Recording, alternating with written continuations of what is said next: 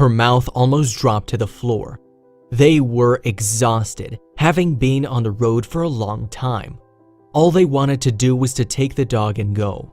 But it appeared it wasn't going to be that easy.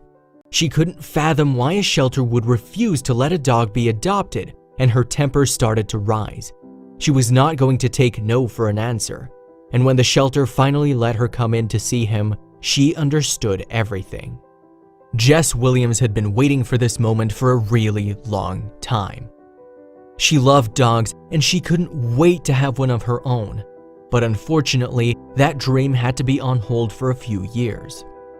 Jess was completing a degree at Brown University and lived in a dorm that didn't allow pets.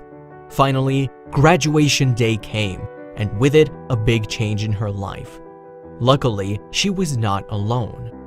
In August, Jess and her boyfriend Jared Kutu decided to pack up and move across the country to Sacramento, California. After living in the East Coast, they wanted a change of scenery and so settled on the sunny West Coast. Plus, they'd be able to be closer to Jess's family, who lived in Los Angeles. Jess was ready for her new life, and that included a furry addition to the household, although it wouldn't come too easily. Jess hadn't given up on her dream of having a dog, so when she learned that their new apartment allowed pets, she was ecstatic. But Jared was a little less so. He also wanted a dog, but he wanted them to settle into their new place first. He suggested a compromise, asking Jess to wait until her birthday in November to adopt a dog. Jess agreed, but soon she found that the wait was harder than she had imagined.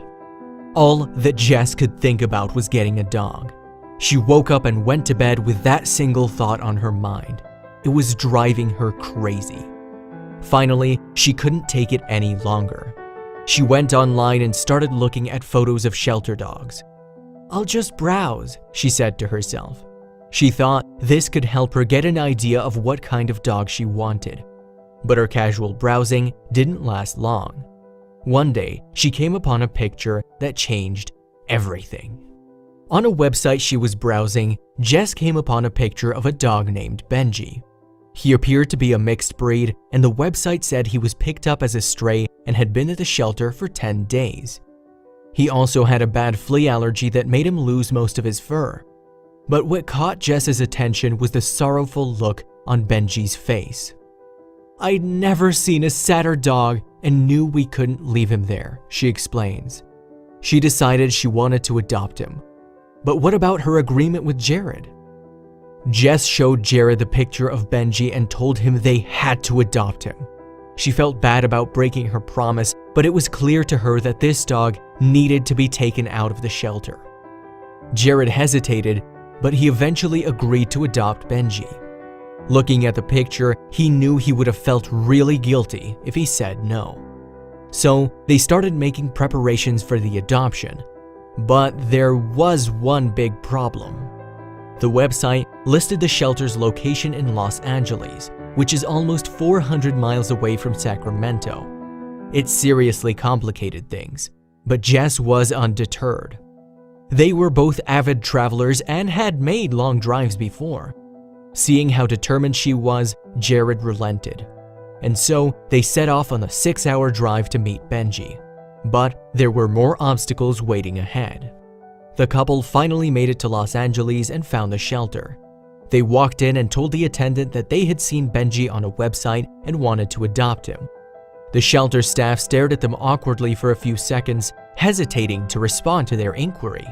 Finally, the manager came up and asked them if they were sure they meant the right dog. Jess pulled up her phone and showed them Benji's picture. Then, the manager said something that took the couple by surprise. The manager told them that it wouldn't be a good idea for them to adopt Benji. He offered to show them other dogs that were also waiting to be adopted. Jess couldn't believe what she was hearing, but she stood her ground. She asked for an explanation as to why they were refusing to let her adopt him. Their reply was something that broke her heart. The shelter told Jess that Benji was too aggressive. He would snarl and snap at people as they walked by, she said they told her. The shelter also told us he wasn't friendly and refused to take us into a calm waiting area to get to know him because he wouldn't be a dog that would come over to us to be cuddly. But the shelter's warnings backfired as they only strengthened Jess's resolve. We knew that he had a high possibility of being euthanized and didn't want him to die, explains Jess. There was no way that she and Jared were going to let that happen, so they made up their mind to adopt Benji. The shelter had no choice but to accept their request, so they filled out the paperwork and the couple signed. Benji was now officially part of their family, but the adventure was just starting. It was a rough 6 hours back to Sacramento with Benji in the car. Understandably, he was wary of these two humans he'd never met before who had come and taken him from the shelter. He also seemed quite confused about what was happening, given that he probably wasn't used to long car rides. And when the family finally got home, things didn't get any easier. Benji kept his distance from Jess and Jared.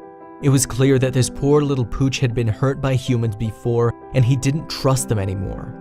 But the couple knew this, and they were patient with him, giving him space and trying to show him that they loved him and weren't going to hurt him.